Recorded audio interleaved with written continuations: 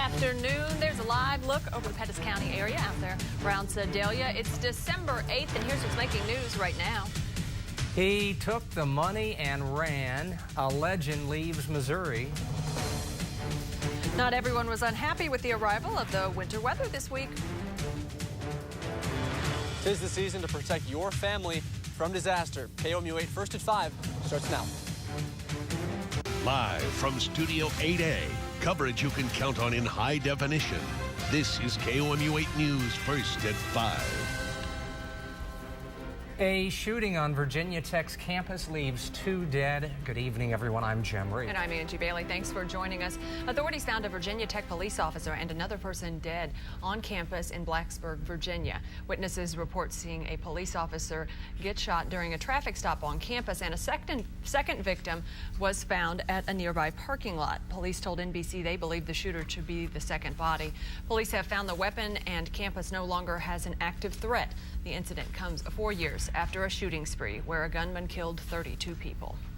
Students, administration, and the media took to Twitter just minutes after the shooting there. KOMU 8's Emily Spain follows the story on social media all afternoon and shares the timeline of the events with us now. Emily? That's right, Angie. The outpouring on Twitter and other social media sites was incredible to watch today, and it's still continuing on. There are plenty of people pouring out their support for Virginia Tech as well as reporting the story. And here's what I've seen so far. You know, it started with the initial breaking news of the shooting. CNN tweeted out police officer, second person dead in hashtag Virginia Tech shooting, suspect at large. And here we have Mally says, praying with all my heart that this comes quickly to an end. Virginia Tech releases a report about the suspect killed police officer and then the second victim in the separate parking lot. And then we have this image here with the covered up body there in the parking lot. It's definitely hard to witness here. People continuing to pour out their hearts for the community, including Mizzou's MSA president, Eric Woods there.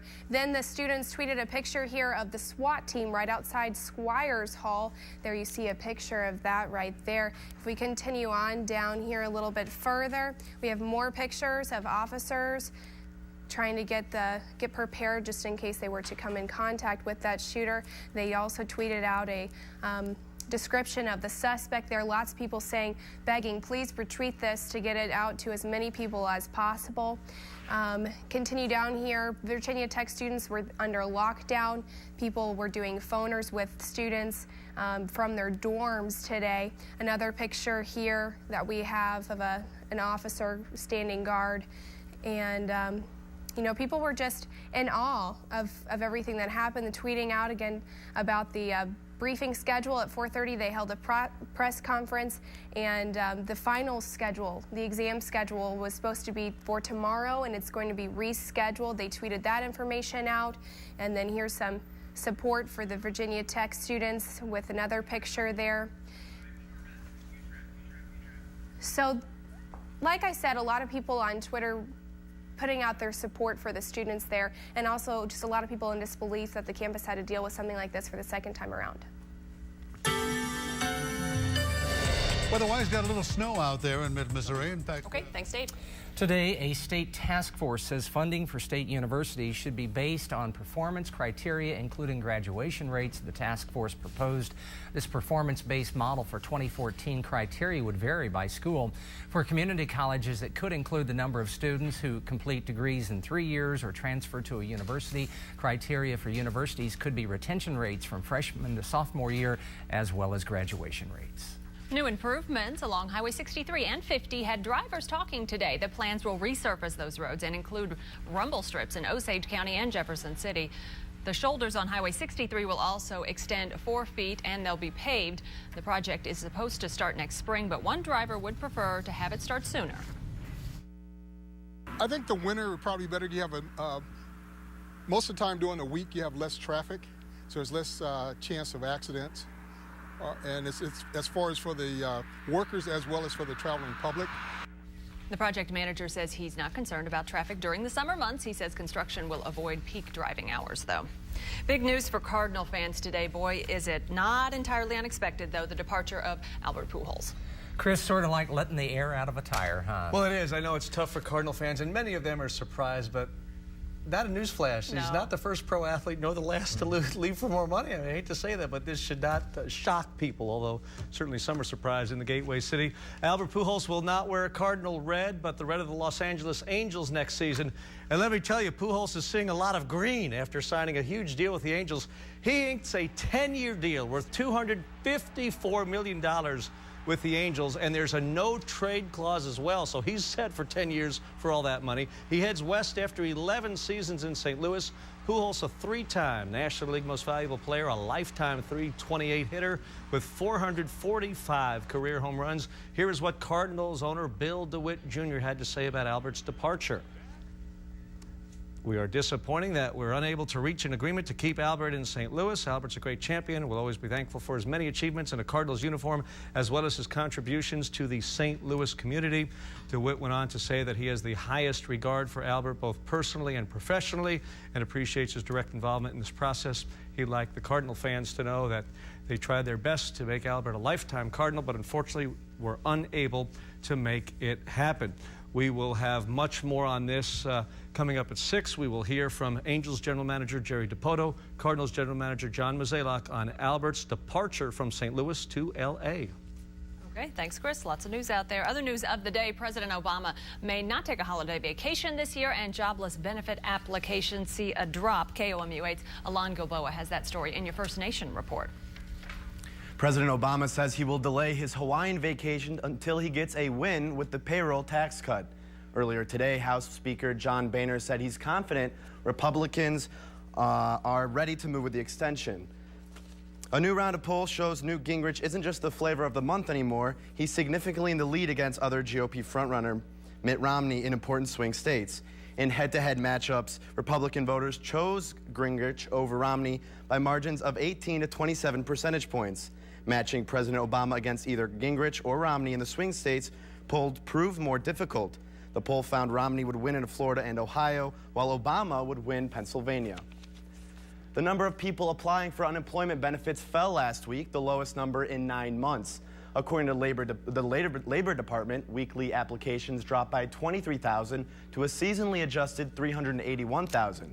That's the latest since late February. Analysts say applications need to fall below 375,000 to signal sustainable job growth. And that's your latest look at your national headlines. Emily Allen has your First World Report. Prime Minister Vladimir Putin accused the United States of inciting the protests. New accusations today in the dispute over Russia's parliamentary election. He says Secretary of State Hillary Clinton signaled political activists during parliamentary election. Putin's party lost 77 seats to parliament. Gale force winds battered Scotland today. Winds of up to 165 miles per hour swept the Atlantic and caused widespread disruption near Scotland. Hundreds of schools closed and thousands of homes were left without electricity. European leaders are warning drastic action must be taken to save the euro, or dire consequences will follow. They're meeting today for a financial summit to save the currency from crippling debt crisis. Greece's job rate eased from a record high of 18.4% to 17.5%. And that's a look at your world news today.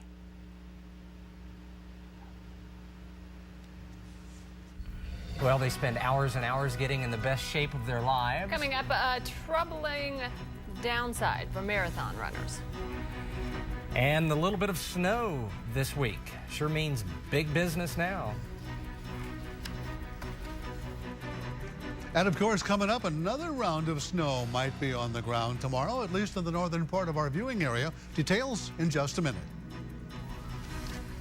Hey, and there's a live look over Columbia Regional Airport. We love it when we can catch a plane in our shot out there. This is KOMU 8 News First at 5. Coverage you can count on. Now, your live Doppler 8 First Alert weather with Chief Weathercaster Dave Schmidt. Good afternoon to you. There's a look at our First Alert weather cam, and either way. It's possible. It could happen anytime. Yes, it could just snow just about any time, couldn't it, Angie? Could snow on the 12th, which was my prediction. But it would be too late then. Tuesday snow. Tuesday snowfall created lots of problems for drivers and the cars. That's right. And today, auto body workers are feeling the brunt of it. Workers At Central Auto Body are working through a long list of repairs. Tow companies brought 6 cars to the shop Tuesday, and more have continued to roll in since. The owner of the shop told KOMU they already have 26 assignments for insurance companies, but the workers say the rush comes as no surprise given the time of year. Deer season through, the first snow is, gets us busy. And then, any snows after that are just little added bonuses. If you need repairs, you will have to wait. Central Missouri Auto Body's backed up, it said, until the 27th. This job is tough enough. When you get Without laughter, giggles from the laughter weather from the area. back. From the movies to the big screen, 3D is just about everywhere. Now it's even at your doctor's office. It's true. Details next in a health report. In your health news today, sinus problems can lead to infections, headaches, or even losing your sense of smell. Now, doctors at George Washington University found a way to fix these sinus problems using 3D technology. A new piece of equipment called Vision Sense allows surgeons to look inside a person's body in 3D. Doctors report it gives better visualization so they can see around corners.